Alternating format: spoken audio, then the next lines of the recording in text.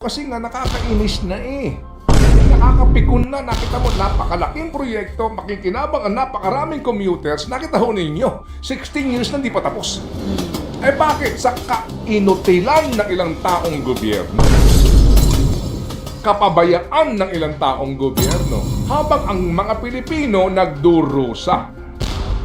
Opinyon ko ito, damdamin ko ito, at karapatan ko itong sabihin. Dito po sa Mayon Volcano Heritage Aesthetic Lighting sa GAA, without even the proper consultation and approval from the Regional Development Council, is a manifestation na talaga pong may mali sa sistema po ng paglalaan ng pera ng gobyerno sa mga proyektong gusto hong isulong ng ilang pong kongresista Kaya nga sinasabi po ni Pangulong Marcos, di ba nung una, dapat palakasin natin yung Regional Development Council kasi sa kanila nang gagaling yung proposal, ano ba ang nararapat sa rehiyon? Ano ba ang pangunahing pangangailangan ng rehiyon? Dito po nauuna yung karwahe sa kabayo Bakit? Hindi ba? At ito ho naman, inaprobahan din po ng Kongreso, ng Senado. Ito, ratified ito Bakit? Di po ba? Bakit? Ayaw ho nating ubusin na nalalabing panahon sa ating pong programa, pero ito ho na naman po ay patunay. Ito, puputulin na naman to ng mga itong aking komentaryong ito. At pakikinabangan na naman nila ito at gagawin nilang content na kanila pong mga vlog. Kikita na naman sila.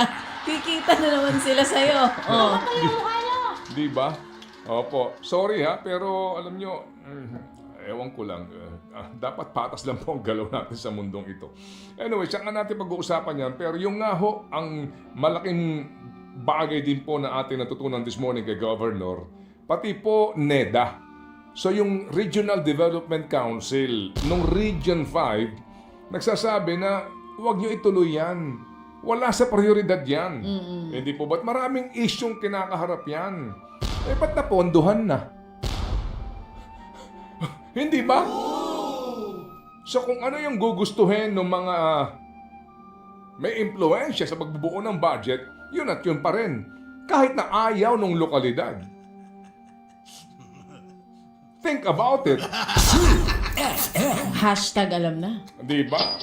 You know what I'm saying? Anyway. Sila na hindi yan tuloy. No? Hindi tuloy. Pero, ito po ay nilaanan na ng pera. Kaya naman talagang isipin mo dito yung, yung, alam niyo yun, yung despite the fact na 2019 pa lang, girl, right? Meron ng opposition dito sa project May na mga ito. objections na po dito sa project na to. Oo. Noon pang taong 2019, the governor then ay nag-oppose na po mismo dito. Dahil ang dami rin niyang mga iba pang concerns. At hindi lamang po siya, maging yung sinasabi nga natin kanina, there are a lot of scientists and Bicolano groups opposing this project. Noong pang 2019, ang tagal na. Ano na ngayon, 2025? Ba't may budget? Okay. So, kami lang po mga kapatid ay kumakamot sa ating pong ulo dahil alam nyo, sa dami ho ng mga proyektong dapat na pinoponduhan, hindi na po natin iisa-isahin yan. Pero dito na lang po mismo, sa inaprubahan po na pambansang budget natin, hango po ito doon sa General Appropriations Bill, yung proposed bill, at yung pong BICAM na naman. Ito na, nagising sila sa BICAM. Ito na sila, oh. Narinig na yung BICAM, oh. Opo. Yung BICAM report, mga kapatid, ang dami po ditong pinagbabawasan na budget, Opo, sa Labor Department na lang po, ang ibinawas 18 bilyones Okay? Maging ito pong DSWD, binawasan din po ng malaking pera. Maliban po dito, yung Housing Department din po, binawasan po sila ng pera. Lalo na ang DOTR, ang DOTR po na napakaraming proyekto. Kaya nga, natanong natin dito si Sec Vince, di ba? Sec, paano yan? Ngayong 2025, halos wala ka ng pera Di ba? Sabi daw ho naman, di ba nangako sa kanya si Guys? Sino yon? Guys! Finance seryoso Secretary. nyo naman kasi. Ano ba yan? Happy New Year, Budget guys! Secretary Amena Pangandaman. Happy, we have a budget. Happy New Year, guys! Smile naman kayo dyan, guys! guys! Sabi daw ho ni Secretary, guys, Dapat siya ang mag-host kapag natuloy na ilawan ng Mayon Volcano. Eto na, iilawan na natin ng Mayon, guys! I have to, say na, I love the energy. Of Ma'am, course. I love the energy. Yes. I wanna use it sa mga hosting events Hindi ko. kasi youthful naman si Secretary. Pwede yan sa mga Mas kasal, bata no? pa sa'yo yan eh. Ayun na nga. And looking young, of course. Oo, di ba? Mas bata pa yung si Sec, ha? So, 44 siya. 45 lang yata 45 ako, 44 siya. 50 ka na, di ba? Ay, aray ko po. Last week, 44. Tuloy mo yan. Tuloy mo yung budget. Sige. Panay singit mo eh. Ay, sorry. Kasi Nagpapaliwanag tinanong ako mo dito. ako kung sino Tuloy mo. Oo. Sabi daw ho ni Secretary Pangandaman tsaka ni Presidente, hahanapan ng pera. Oo. Itong mga issue po ng DOTR, ang dami nilang mga right-of-way issues, right? Na lagi pong sanhi ng delay sa ating pong napaka-importante project. Trend kaya ito? Sasakyan kaya ito ng pangkaraniwang manggagawang Pilipino? Pero bakit kung kailan pa naman ang isang departamento na napaka-importante po para maibsan man lamang po ang hirap ng ating mga commuters ay tinitipid nyo sa budget? Binawas sa kanila mga kapatid, 16 billion eh. Opo, at napakarami pong mga proyekto mga kapatid na naandun na ngayon sa ang program appropriations. Hahanapan pa ng pera. Pero ito, hindi ito ang program, Aaron. Ito ho mga kapatid ay may nakalaan na talagang pera. Kumbaga, programmed na po ito. Kaya nga po, 2024, 500 million pesos. Sa 2025, locally funded po ito ha.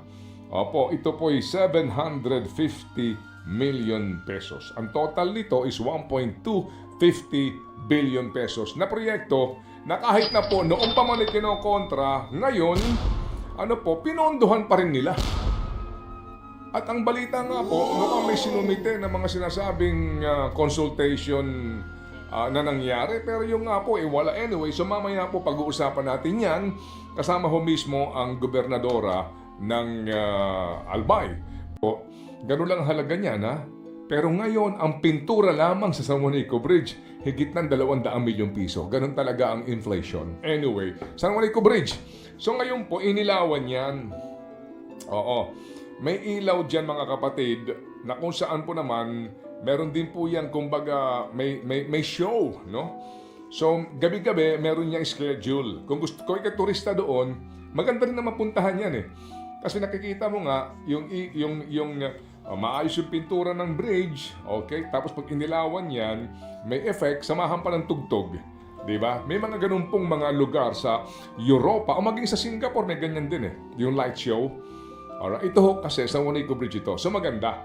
In fairness naman, kung ako yung taga Region 8, isa yan sa mga atraksyon. Kung meron kang bisita, di ba, balikbayan na bisita mo, punta tayo sa Juanico Bridge. Anong oras ba? Ang unang show, 6:45 p.m. Di ba? Maganda naman yan. Okay? Walang duda. Tulay yon. Ito po, ang gusto nilang ilawan ay ang Mayon Volcano. Ang unang issue dito, meron po itong permanent danger zone, right? Okay. So, meron niya ilang kilometers na danger zone. Okay. Yan ang unang issue dito ho eh. Saan mo ilalagay yan? May environmental concerns. Okay. Oo. Opo. Pangalawa, yung likod ng poverty dito po sa Bicol region, particularly po sa Albay, no? Gaano ba kadalas mag-brownout dyan? Anyway, sige. Kung kayo taga Albay, Sabi siguro ng mga mababrown out, buti pa yung Mayon Volcano may pailaw. Kami may mas madalas pang walang ilaw. Parang okay. Ironic, di ba? Ang nagtutulak dito sa proyektong ito na baka pwedeng tawagan din ito, office ito nila Congressman Rizaldi Co. Pakitawagan nga natin on record lang para sa kanilang panig dito. Meron po itong appropriations na 2024 General Appropriations Act in the amount of 500 million pesos. Yung pong 2025, ang ngayon pong taon na budget, it's 750 million pesos. Wow! 1-point-something billion pesos pagpapailaw sa Mayon Volcano. Ganun kalaki ang pera dito ha. Opo. Iilawan daw itong slopes no ng Mayon Volcano. Itong perang ito nandidiyan pa naman. In fairness, hindi pa nagsisimula ang proyekto. Gusto nilang itong idaan mga kapatid dito po sa Tourism, Infrastructure and Enterprise Zone Authority. Yung pong implementing agency. Ang request po dito ho ng TIEZA, idaan muna ito sa proseso po ng public hearing para lahat maliwanagan. Kung may tutol dito, tanungin muna ba't kayo tumututol? Ano ba mga issues ninyo? Hindi yung karaka-raka maglalabas ka ng sertifikasyon na tapos na yung public hearing, di ba, nangyari na ito, etc. Opo, and then pag ginagawa na yan, ito na yung protesta. Tama naman po dito yung TIEZA, hold muna natin yan. Huwag natin madaliin yan, di ba? Idaan yan sa tamang proseso. So far po, ang estado ng naturang proyekto ay tigil. Right? Naglabas na po ng ng impormasyon mismo itong implementing agency na hindi ito itutuloy pending result of consultation sa lahat ng stakeholders. Pero kung kayo po ay taga-Albay, kasi dito ang concern ko mismo yung taga-roon di ba? Ano ba damdamin po ninyo? Kung kayo po mismo ay taga-Legazpi City, pabor ba ho kayo dito? Okay? Opo. So, iilawan po ito, ha? Ang tanong nga dito, gaano kaya kalaking bumbilya ito? Oo. Marami na pong mga Bicolano groups pala. Paging mga siyentista po, ang nag-express ng concern, nagpahayag po ng kanilang concern tungkol sa una, light pollution na magmumula doon. Ba't May may gano'n, no? O may mga gano'n na sinasabi mga siyentista. Light pollution, environmental concerns, marami pa silang ibang concerns. Maging kulang daw sa community consultation. Parang hindi rin daw nakonsulta yung mga taga doon. Yata dito nagsi-issue na ng certification ba? Anyway.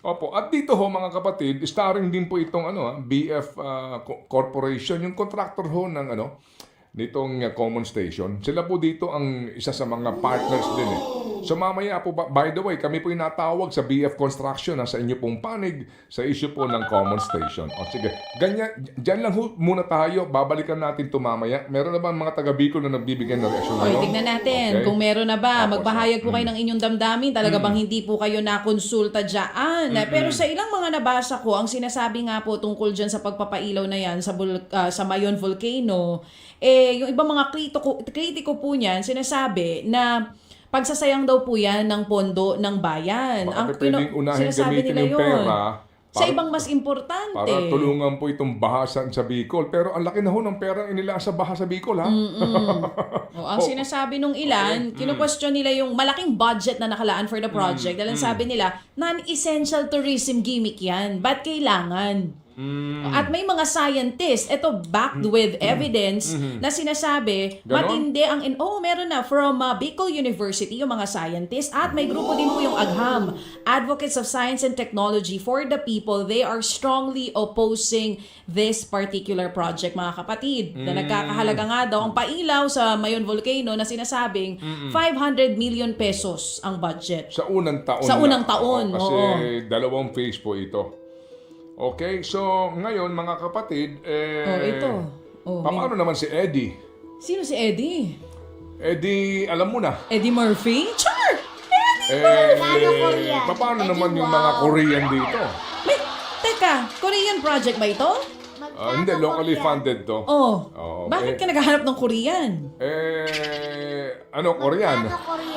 Wala ko sinasabi. Ako yung nagsasabi lang po na Korean. Oo. Maraming Korean? Concerned ako Korean. kung matuloy ang project, baka maraming Korean ang bumisita. Oo, kasi ngayon ang sinasabi nila makatutulong syempre. Siguro naman, ipailawin mo Dito ba ba, naman may volcano? Korean ba dito? Hindi ko sure kung may Korean Okay. Alam mo, maganda marinig nga natin ang panig ng mga proponents po Yun ang ng importante proyektong dito, yung ito. proponent. Ano ba ang, what's the wisdom? Tourism. Tourism. Ayan na, may mga komento na. What's the wisdom? The wisdom is Sige, ikaw ang proponent, halimbawa. the aesthetic value of the project. We don't need the aesthetic value as of now. Ang daming binabaha sa ating lugar. Can we wait for a while? We will just take a short notice. Short break. Teka, may mga reaction lang dito. Basahin ko lang yung ilan. Dali muna, relax ka lang sige. dyan. Mamaya, basahin ko natin. Gigigil ka Ito yung na mga naman taga-camsur talaga. Are you sure? O, yung sinasabi Eh baka nila. naman mga didis yan. Hindi, taga-camsur yung po mga, ako. Yung mga didis, pag Ang narinig yung pangalan ni congressman, agad nang umuusok ang Hindi, ilong. alam mo, kahit walang pangalan yung congressman pa lang umuusok na yung ilong ng ilan. Hindi. Kasi nga ako, hindi naman ako, let's give them the benefit of the doubt, no? Na, wala naman silang gusto kung hindi lang ikabubuti ng mga Bicolano eh.